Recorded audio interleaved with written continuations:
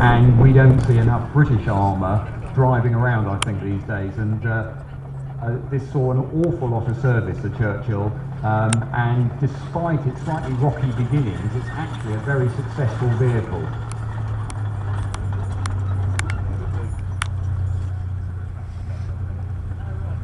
Targets, and again there you can see the machine gun facing skyward.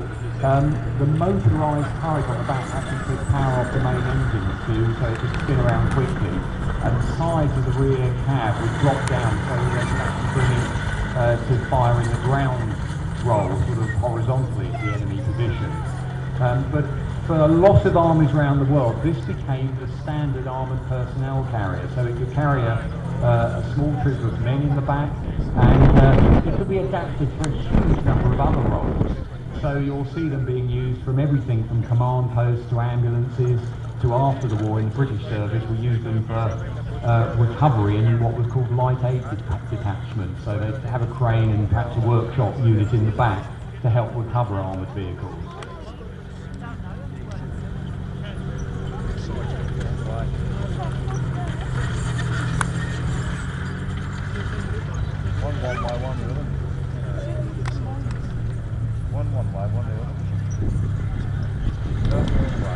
Now the Churchill, as it rumbles off there, Churchill had a bit of a checkered history. When it first went into service, it was called an infantry tank. It was supposed to help the infantry advance onto a position. If you got back, we had very few tanks to defend the country if the Germans had invaded.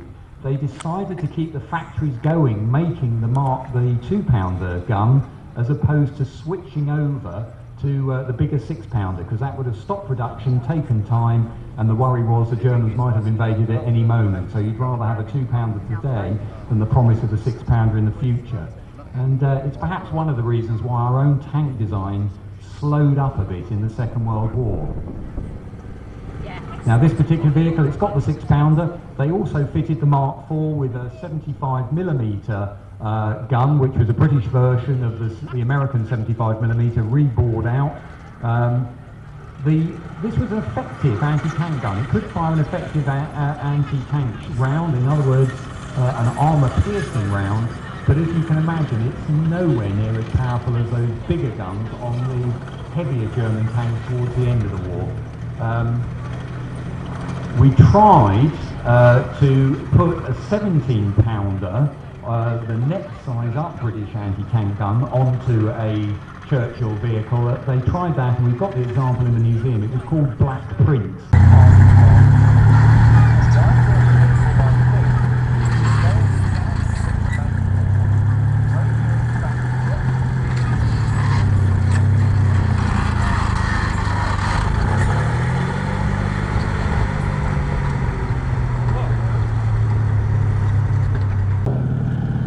The Morris is actually followed into the arena by a Stuart, an M3 light tank, which the British named after the Confederate cavalryman Jed Stuart, because it is actually an American-built tank. And the Stuarts were supplied to British regiments in the Western Desert. When they first arrived in the Western Desert, they were effectively as good as our cruisers, only a darn sight more reliable. But they were later relegated to the reconnaissance role and often ran around without any turrets. Now this particular model, which is an ex-Brazilian Army Stuart, was brought back through the middle of the fighting compartment. So the crew were having to hop over it all the time. They're not a difficult tank to drive, and they're quite comfortable. They're well sprung, but they are not an easy tank to fight. The gun is a 37mm weapon, and it will have a Browning 30 caliber machine gun mounted coaxially with the main gun. Usually in American service they had 2 more 30 caliber machine guns mounted at the front on each side, but they were merely there to waste ammunition, so I think they deleted them pretty quickly. But it's got a nice throaty roar from that air-cooled engine. You would be surprised, I think, to find how many tanks have air-cooled engines operating under armour, and many people think it's actually a more efficient system, but you imagine it must dredge up a fair amount of heat when it does it. Very few British tanks you can say this about. Started out in service and did most of its fighting with a 40mm gun in the turret. This was later increased and the turret shape changed slightly to accommodate a 57mm or 6-pounder gun, and subsequently by the end of the war some of them were actually mounting a 75mm gun, though for various other reasons they were then getting a bit past it. The other unusual feature is the suspension. Sir John Valentine called it his bright idea suspension, but since he was killed in an air crash in 1935, the Valentine actually went on and was developed without him. They fought in the desert, mostly with the armour brigades, 23rd Armour Brigade and so on. They were in Tunisia with 26th Armour Brigade. The New Zealanders used them in the Pacific, and large numbers of them built in Canada also were supplied to the Russian army. And the Valentines followed by our Panzer III. Like most German tanks, in fact all German tanks in the Second World War, the Panzer III is powered by a petrol engine. Don't let anyone tell you they were all diesel, they weren't. But like the Americans, they have the engine, which is a Maybach V12, and the back driving to a gearbox and drive sprocket at the front. So again you've got this problem of the drive sprocket passing through the centre of the tank. But the really important thing about the Panzer III is the way its armament went. Our model has a long 50mm gun, quite a good gun from say 1941-42. Before that they'd had a 50mm, and when the tank first came into service it was a 37. But in each case, when they improved the firepower of the tank by putting in a bigger gun, they were still able to retain the full crew. The Panzer III has a torsion bar suspension, that is a set of rods or bars running across the floor of the tank which twist and act as springs to work the wheel. So the tank that's following it is really something quite impressive. We were really hoping to see this here today. Those of you who know your German tanks will know it's a Panzer IV. It's actually a Panzer IV Model J, one of the last types built. And this was actually rebuilt from wreckage. And I've seen the photographs, literally it was wreckage. Taken from a position on the Russian front. The tank has been restored in Great Britain, but it is going to end up with the Tank Museum of the Royal Jordanian Army. That's where it's destined to go after its performance here. Panzer IV, a bigger tank than the Panzer III, but you can see that for yourselves. The great thing about it again is that the early ones, having been issued with a short 75mm gun, were by the summer of 1942 actually upgunned to take that long 75, which you can see there, and that really gave that tank the edge. In many respects, it could and did fight adequately against anything the Allies had. Later style of hull and suspension, and the enlarged turret with a 76mm gun. But you also had Shermans with 9-cylinder air-cooled radial engines, with Ford V8 engines, and then most bizarre of all, what was known as a Chrysler Multibank, which is a hideous 30-cylinder engine, which went in some Shermans, and I bet you can't guess which country got all of those. It was the British.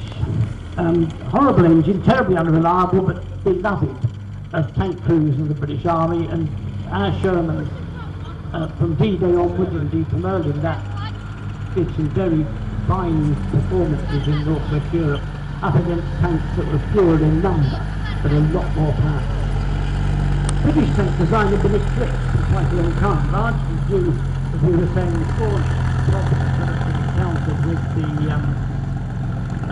the Churchill, and the fact that some others, like the Comet and the Crusader, proved to be pretty unreliable. But then at the end of the war, just within a few months of the end of the war, we came up with a much better design, and that's the tank following the Sherman, that's the A-34 or Comet. The Comet uses the Rolls-Royce Meteor engine, which is the same engine as you'd find in a Spitfire, except that in the Spitfire, of course, it's called the Merlin and it's supercharged. It's a 600 horsepower V12 petrol engine.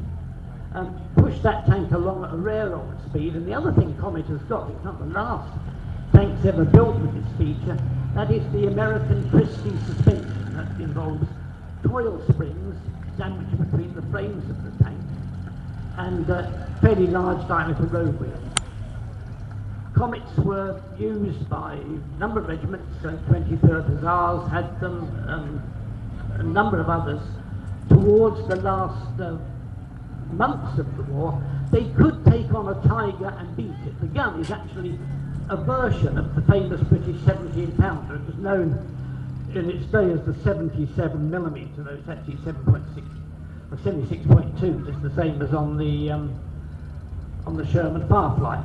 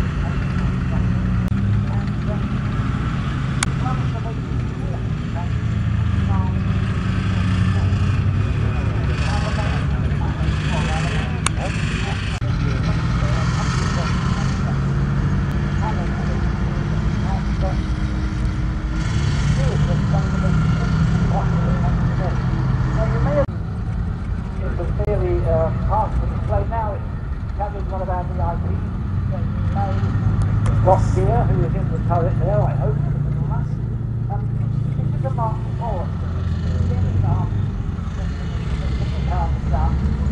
First one goes up to armour on the front.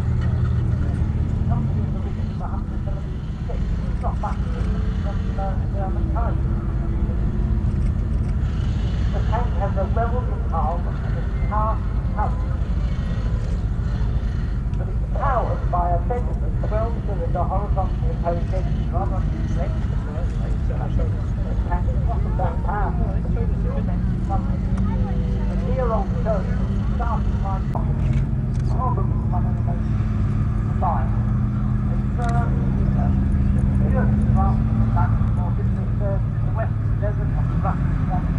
What is very important now is the fact that they were able to improve the fire now, the earth war, and the short 75 minutes of that year.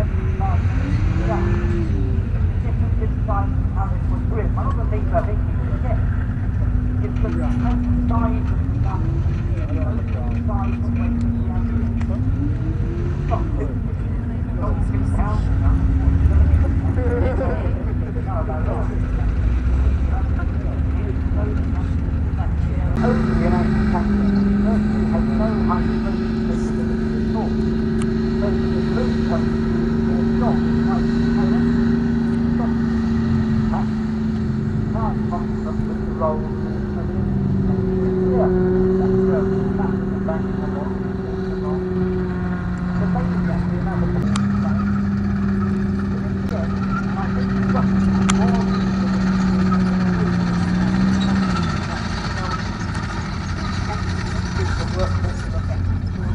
By the end of the war, Churchill was right at the forefront of the advance across the Burn.